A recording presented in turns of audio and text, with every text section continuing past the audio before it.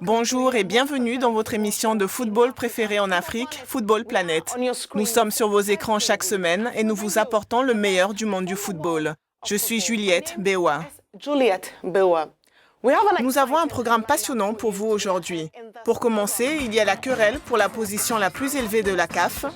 Nous avons un entretien exclusif avec Ahmad Ahmad, l'homme qui cherche à détrôner Issa Hayatou. Également dans ce programme, le président de la FIFA, Gianni Infantino, est en Afrique pour un sommet exécutif d'une journée organisé par l'organe du football mondial. Ensuite, nous vous emmènerons en Zambie, où le championnat d'Afrique des moins de 20 ans va démarrer dans quelques jours. Nous commençons avec la Confédération africaine de football. Et comme le mystère s'épaissit sur qui réussira à défier Issa Hayatou, certains suggèrent que la tâche s'annonce difficile. Mais le président de la Fédération de football de Madagascar, Ahmad Ahmad, considère la transparence financière comme un élément majeur dans sa tentative de déloger Issa Hayatou lors des élections qui auront lieu le 16 mars en Éthiopie. Il a parlé de ses plans pour diriger la CAF s'il en avait l'occasion. Myself and my team, I prepare a program. Mon équipe et moi préparons un programme pour le changement. C'est pourquoi notre slogan est « Ensemble pour le changement ». Le changement pas tout seul, mais ensemble, pour changer. Changer l'administration. Nous avons besoin de grandes réformes. Changer la façon de gérer les finances à la CAF. Et comment gagner de l'argent. J'ai un plan pour développer le football et ce plan sera rendu possible grâce à l'implication de chaque secteur du football.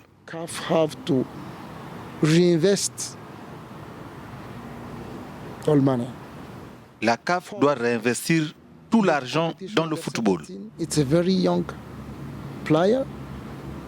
La compétition des jeunes de moins de 17 ans, ce sont des joueurs très jeunes qui voyagent à travers le continent pour le tournoi. Ce n'est pas correct. Qu'en est-il de leur éducation? Nous devons y réfléchir. We have to think about African Cup of Nations. How to make it very interesting. Nous devons réfléchir au sujet de la Coupe d'Afrique des Nations. Comment la rendre intéressante? Vous avez vu la dernière CAN. Il n'y avait pas du monde dans les stades. Depuis très longtemps, nous avons un tournoi à 16 équipes. Nous devons en débattre. Nous devons y réfléchir pour savoir de quel format la CAN a besoin.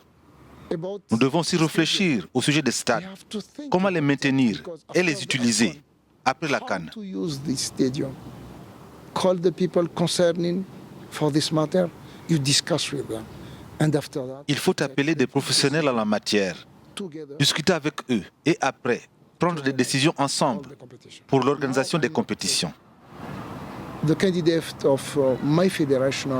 Maintenant, je ne suis plus le candidat de ma fédération seulement, mais le candidat de la COSAFA pour la présidence de la CAF.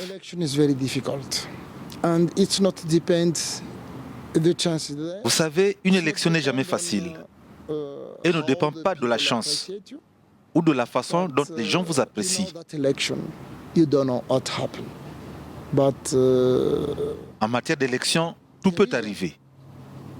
Mais la raison me donne plus de chances de continuer à affronter Hayatou. Mais on ne sait jamais ce qui peut arriver. Dieu décide de tout. God decides everything. C'était Ahmad Ahmad. La semaine prochaine, nous aurons une interview exclusive avec le président sortant Issa Hayatou, qui parle de son héritage et de ses plans s'il était réélu.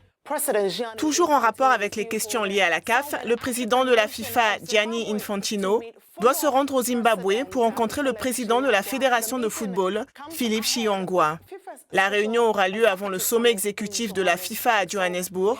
Nous avons parlé à Chiyongwa, qui est le président de la COSAFA, et que certains disent être l'homme le plus recherché par la CAF. La COSAFA a apporté son soutien à Ahmad pour contrer Hayatou. Merci, Monsieur Chiyongwa, de nous rejoindre sur Football Planet. Le président Infantino de la FIFA va se rendre dans votre pays. Pour vous, quelle est l'importance de cette visite?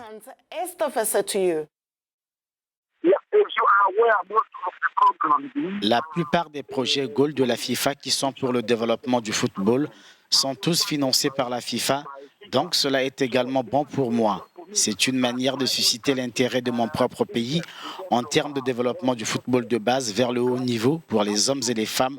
C'est pourquoi c'est très important qu'il se réalise. Vous faites campagne contre Hayatou. Quelle réflexion générale faites-vous sur les systèmes et les structures régissant le football africain?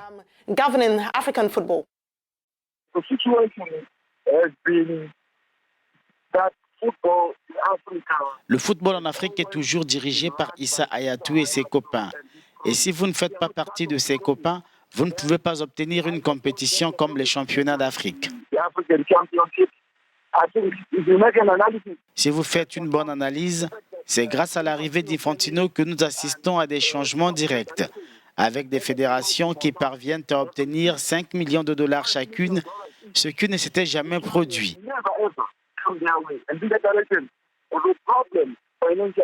C'est donc un changement direct. Vous voyez des problèmes concernant l'évolution du football de base vers le haut niveau et au niveau de l'administration.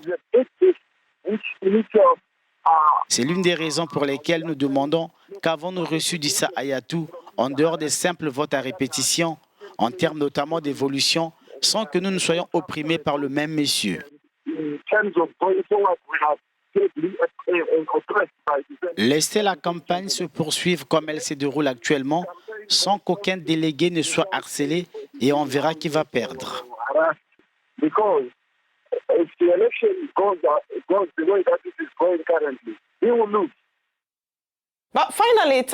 Quelles sont les idées d'Ahmad qui vous font penser qu'il est le meilleur pour diriger le football sur le continent?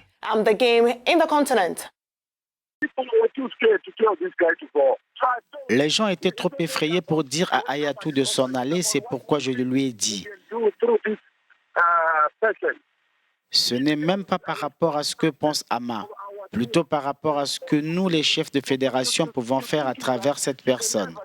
Elle est devenue notre porte-parole, de sorte que vous ne pouvez même pas changer la manière de penser d'Hayatou. Notre plus grand problème, c'est que le président ne pourra pas nous aider parce que vous pouvez constater des erreurs, mais il ne se soucie pas de ce que les gens disent à son sujet. Je ne sais pas ce que nous pouvons faire d'autre. Je suis en train de demander à tous les leaders du football africain, vous avez vu ce qui s'est passé ces 28 dernières années? Et comparé avec ce qui est arrivé l'année dernière avec l'élection d'Infantino à la tête de la FIFA. Nous ne sommes pas invités à voter pour l'expérience, pour la stagnation ou pour les vieilles idées.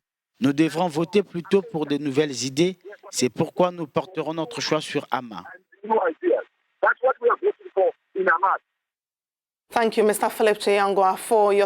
Merci, Monsieur Philippe Chiyangwa, pour votre éclairage sur la CAF. Nous nous rendons maintenant en Zambie. Le pays accueille la 20e édition de la Coupe d'Afrique des moins de 20 ans, du 26 février au 12 mars.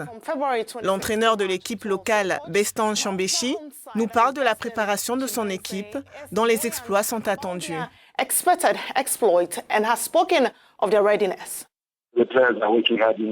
Les joueurs travaillent dur à l'entraînement et attendent ce tournoi avec impatience. L'équipe est complète, pas de blessés. Nous avons joué et battu la sélection sud-africaine des moins de 20 ans la semaine dernière, 2-1. Donc c'était une bonne mise en condition pour l'équipe. Elle semble prête. Nous allons gérer la pression comme il faut. Les joueurs sont conscients de ce qui nous attend. Ils savent que nous sommes le pays hôte et que nous devons bien nous préparer physiquement et mentalement.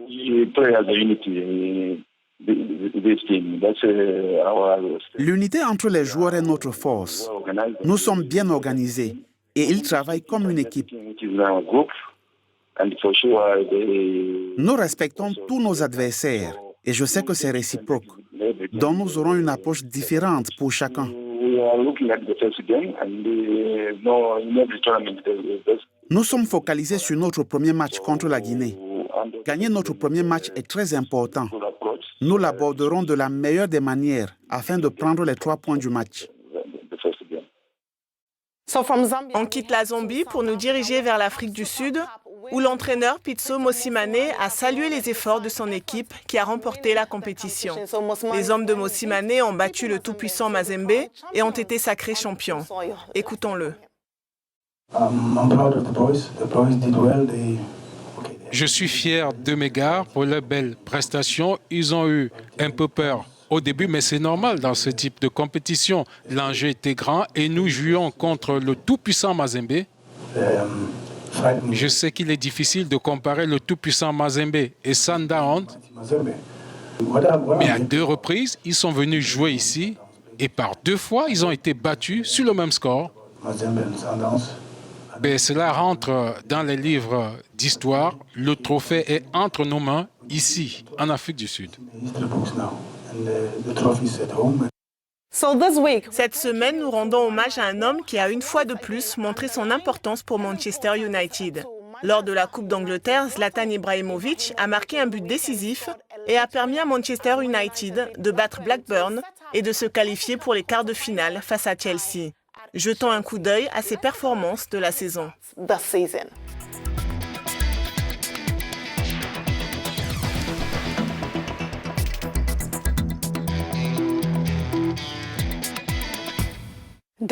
Merci de regarder l'émission. Comme toujours, c'est avec joie que nous vous retrouvons chaque semaine. Donnez vos avis sur les réseaux sociaux, sur Facebook et Twitter. Un grand merci de la part de toute l'équipe ici à Pointe-Noire. On se retrouve la semaine prochaine. Je suis Juliette Bewa.